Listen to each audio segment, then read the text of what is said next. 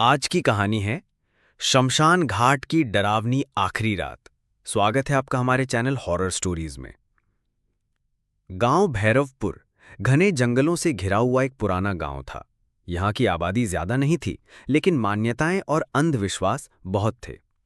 गांव के बाहरी छोर पर एक पुराना शमशान घाट था, जिसे कालशिला शमशान कहा जाता था। वहां कोई भी रात में नहीं जाता था, चाहे कोई कितना भी साहसी क्यों ना हो। गांव में ये मान्यता थी कि जो रात के 12 बजे के बाद उस शमशान में प्रवेश करता है, वो या तो पागल हो जाता है या फिर कभी लौट कर नहीं आता। वहां आत्माएं नहीं, कुछ और बसता है। ये कहते हुए बूढ़े दादा झरझराते शरीर से थरथराते रहते।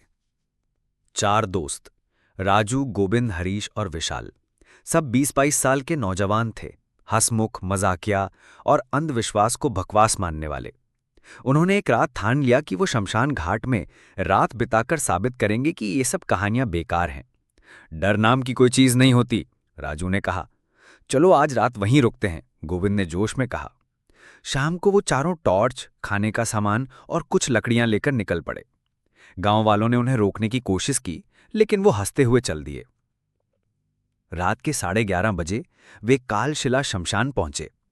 वहां अजीब सी सन्नाटा और एक बू थी, जैसे कोई बहुत पुराना कुछ गल रहा हो।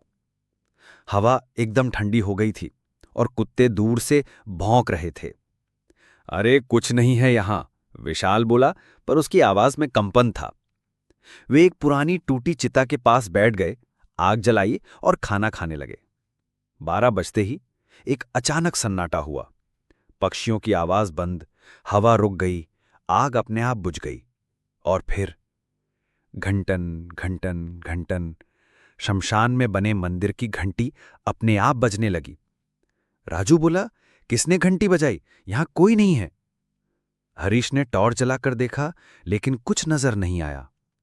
फिर एक छाया दिखाई दी, एक लंबी काली आकृति, बिना चेहरा, बिना आंखें, बस एक लहराती साया जो उनकी तरफ धीरे धीरे बढ़ रहा था। भागो! विशाल चिल्लाया, लेकिन उनके पैर जैसे जमीन में गड़ गए थे। फिर अचानक वो छाया हवा में घुलकर गायब हो गई और राजू चिल्ला उठा, किसने मेरा नाम लिया? किसी ने मेरे कान में फूंका। राजू के चेहरे पर खून बह रहा था। ऐसा लगा जैसे किसी ने उसके चेहरे पर नाखूनों से खरोच दिया हो। तभी वहां एक बूढ़ा साधु प्रकट हुआ। कहां से आया किसी को नहीं पता। उसके बाल जले हुए थे, शरीर पर भस्म लगी थी। तुम सबने गलती की है, उसने कहा। ये शमशान सिर्फ मरे हुए शरीर का नहीं, मरे हुए आत्माओं का घर है।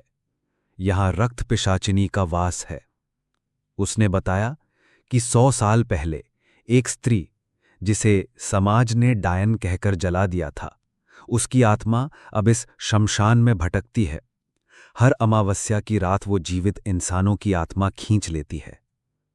आज अमावस्या है, साधु बोला। साधु ने तावीज दिया और कहा, इसे अपने दिल से लगा कर रहो और जो हो भागना मत। लेकिन गोविंद डर कर भाग पड़ा। 3 मिनट के भीतर ही उसकी चीख सुनाई दी और फिर सन्नाटा। जब बाकी 3 दौड़कर वहां पहुंचे तो देखा गोविंद का शरीर पेड़ पर उल्टा लटका हुआ था और उसकी आंखें बाहर निकली हुई थी। उसकी जबान कटी हुई थी। राजू और हरीश रोते हुए विशाल के साथ भागना चाहते थे, लेकिन साधु ने उन्हें रोका। भागोगे तो मरोगे, सामना करो। अचानक धुआं भर गया। आग की लपटों से एक काली औरत निकली, जिसके लंबे बाल जमीन तक फैले हुए थे और आंखें जलती हुई अंगारों जैसी। तुमने मेरे विश्राम में बाधा डाली, अब तुम भी जलोगे। वो हवा में उड़ती हुई राजू पर झपटी। राजू की चीख ऐसी थी जैसे जानवर को जिंदा जला दिया जाए। अब बचे थे विशाल और हरीश। साधु ने तंत्र शुरू किया, मंत्र पढ़े। आत्मा चीखती रही, चिल्लाती रही, मुझे नहीं जाना, मैं वहीं रहूंगी, आग मुझे नहीं छू सकती। लेकिन जैसे ही साधु ने आखिरी मंत्र पूरा किया, एक तीव्र रोशनी हुई। आत्मा एक भयानक चीख के साथ जलकर राख हो गई। सुबह हुई। सिर्फ हरीश और साधु बचे थे। विशाल की सांसें चलते हुए भी उसकी आत्मा जैसे मर चुकी थी।